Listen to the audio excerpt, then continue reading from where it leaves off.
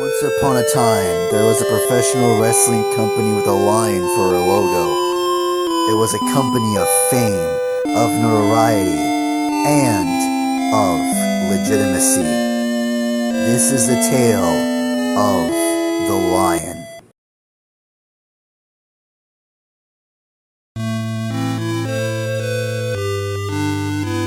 For decades, this company was the king of professional wrestling, starting all the way back in the 1970s. Over the years, this company would rise to heights never before seen, its stars shining brighter in this wrestling world.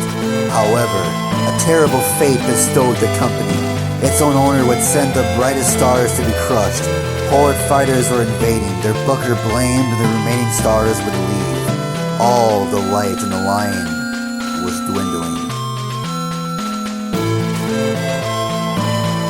However, there rose three great musketeers, each with their own unique style, and they were the chosen ones to save the company from a terrible end.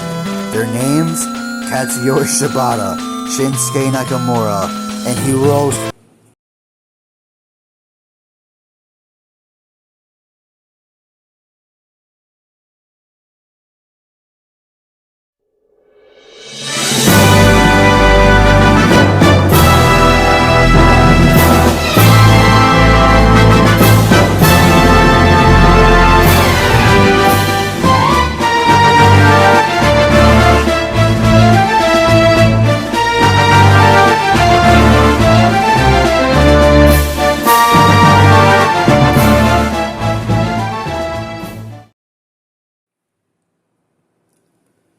The year is 2001. The day is October 28th.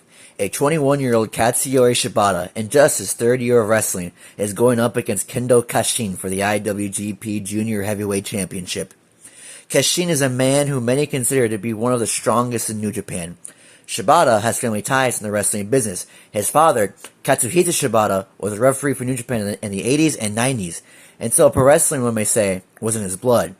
As well, he and fellow young lion Wataru Inoue had previously challenged for the junior heavyweight tag titles on September 16th, losing to Jado and Gato of Team 2000. Could the young man come out with a shock victory against someone who many consider to be one of the strongest in New Japan? That answer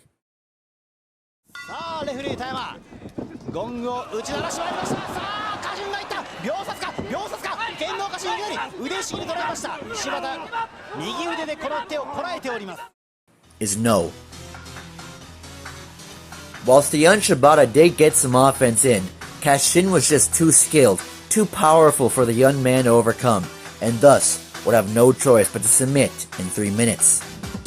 Following this, Shibata would take part in the Junior G1 Tag League with tag partner Inoue, and they'd have an, abysmal showing, only gaining 2 points overall, with their only win being a surprise upset against former IWGP Junior Heavyweight Champions El Samurai and Jushin Liger. For the rest of the year, Shibata would compete in tag bouts, typically with partner Inoue. However, at the final show of 2001, Shibata would earn a surprise win over El Samurai, closing the year out strong. However, I unfortunately have no footage of this match, but he would win with a Dragon Suplex hold. All in all, Shibata, even though he was a young, inexperienced prospect, would have a better than expected 2001, having opportunities to claim titles in the junior division, so clearly he had some potential, right? So, with all this in mind, how does 2002 go for Shibata? Well,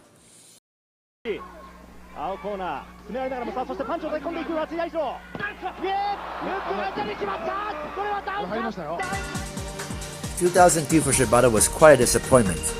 At the start of the year, he'd make it to the semifinals of an NJPW One Night Young Lion Cup. However, he'd lose to another fellow young prospect, Kenzo Suzuki, in the semifinals. Following this, he'd have a match against MMA fighter Daijiro Matsui on February 16th, where he gets basically knocked the fuck out. Following that, he'd have a series of matches and singles matches and even a series of tag matches against various opponents, including Eddie Guerrero. Whilst I don't have footage of Shibata facing off against Guerrero in a singles match, I do have footage from one of their tags, as you're seeing now. Hopefully. After March was over, he'd find himself in CMLL, where there he'd wrestle in multi-mans as a Rudo. However, By the end of April, he'd be back in New Japan, and there, he'd participate in the best of the Super Juniors, ending up with only 3 points. And then, in June, he'd have to take the rest of the year off. Whilst I am not sure for exactly the reason, I have read it was due to an eye treatment.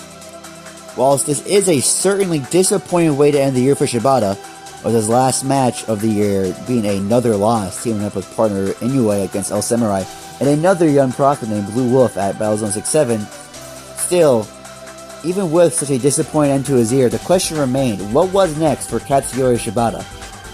Well...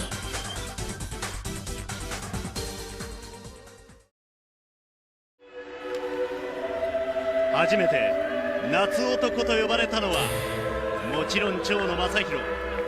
夏男の称号は永遠であります。